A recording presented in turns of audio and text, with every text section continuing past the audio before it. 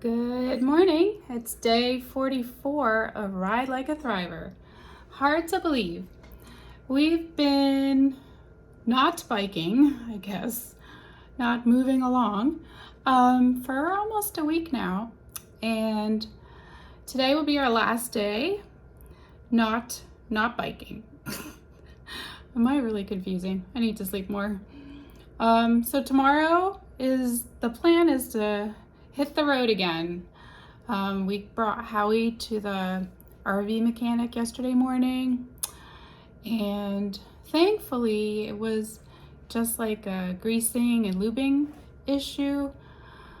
Howie is from 1997, so I guess he needs a little extra grease, just like me, though I'm older than 1997 by quite a few years. Oh, I guess Jax needs a change of scenery. So we are staying in a hotel that has been gifted by, feels really random the way that happened, but a buddy of Chuck's from college from over 30 years ago. We had not seen him. I wasn't even around then. Well, with Chuck. They hadn't seen each other. And we walked into a restaurant yesterday morning for breakfast. And he goes, Chuck! And he's on a business trip. He's a pilot. And yeah, it's a crazy story. You need to go and look at our YouTube channel for the whole story, because it's so cool how God positioned him there to feed us breakfast and then give us 2 nights in a hotel while we're figuring out what to do with Howie. And I remember why I like to sleep in Howie. Well, it's one of the reasons I don't like to sleep in hotels, because the beds are harder for me, for my body, with all of my fusions and healing, I want to say, fractures. It's definitely harder to accommodate to a bed, and definitely pillows, especially hard feather pillows. But I'm not going to complain too much. Tonight I'll have my own pillow in this bed, so that'll be a better situation. Those are, like, I think the losses I still deal with on a daily basis. I don't talk about them very often, but I have my neck fused and my back fused and my leg has a titanium rod. So there's like a lot of parts of me that aren't mine. Chucks just came under the table. So there's ways I have to really like accommodate to not being comfortable and adjusting to it. So that, and I have numb feet all the time, and there's like a few things that I don't talk about that are kind of uncomfortable, and I think gets harder as the day goes on. So I'm like usually fine in the morning, and then by 3 or 4 I need to just rest, and that's okay too. We totally listen to my body as much as we can.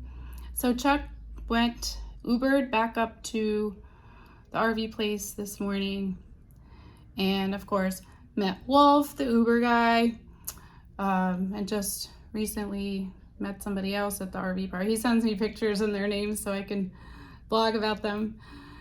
Oh yeah, talk about blogging. It's funny, it ends up being like between an hour and 2 every day of work for me, of writing, but I know I have to do it, because if I don't record the stories, I won't remember them. So I try to just like sit and plow through it if I don't do it all day long, which has been a little hard lately because we don't have a lot of like stopping together, or I don't know, it's just not been the same as like when we're riding our bikes and we stop for lunch, or take a break in the afternoon, and then I just sit and blog. So, but I like recognize how important it is to catalog the stories, and I know I have to go back and like actually write some of the stories out, but at least I'll have names and faces, and some of that will jog my memory. I find it very important to tell the God stories on this trip because it gives God the glory, and just it's so amazing how there's ways that God's stretching me, stretching Chuck, teaching us so many things and showing us how to share him like in a really normal, natural, human way that people hear. And it's been really beautiful. I think I'm really humbled by a lot of it, and just asking God, I'm gonna cry, asking God to like just stretch me and show me what he wants me to learn in all of it. So cool. Just gonna be real and try not to cry off the makeup I put on. So today I really have no idea what else we're doing. When Chuck gets back, we're gonna park Howie in the parking lot somewhere here in the hotel parking lot.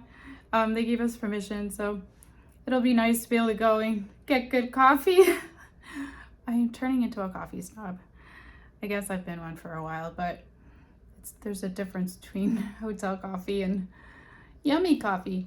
It'll be nice to have our clothes and a couple things, and then I think we were trying to meet up with somebody for coffee and somebody for lunch.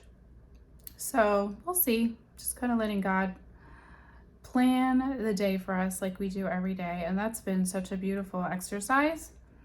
Not that we haven't done that in our lives, but I think when we're on the road, it's like so significant